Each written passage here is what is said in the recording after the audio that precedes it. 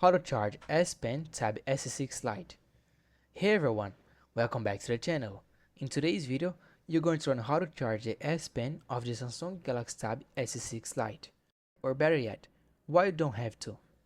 If you've been wondering how this pen works without a charging port, stick around and I'll explain everything.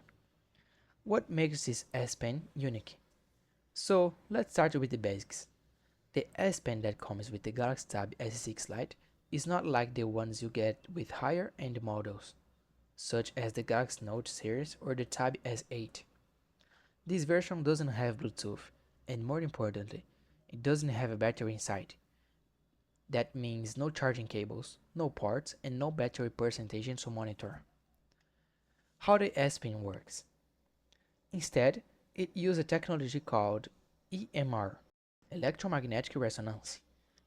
This means the tablet screen itself creates a magnetic field that powers the pen wirelessly only when it's close to the screen.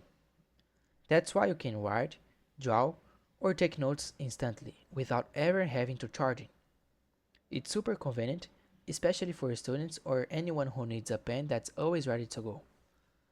Storing the S Pen.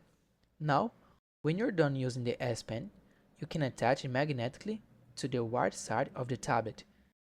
It will snap into place. If you have the official Samsung book cover, there's a built-in slot to store it safely while you're on the move. Extra tips. Quick tip. Because it doesn't rely on Bluetooth, you also don't need to pair or update firmware for the work. Just grab it and start writing. It's simple, reliable, and perfect for daily use. And that's it. That was your quick tutorial on how the S Pen works on the Galaxy Tab S6 Lite. No charging needed. If you found this tutorial helpful, please don't forget to like the video and subscribe to the channel for more tips like this. Thanks for watching and see you in the next one.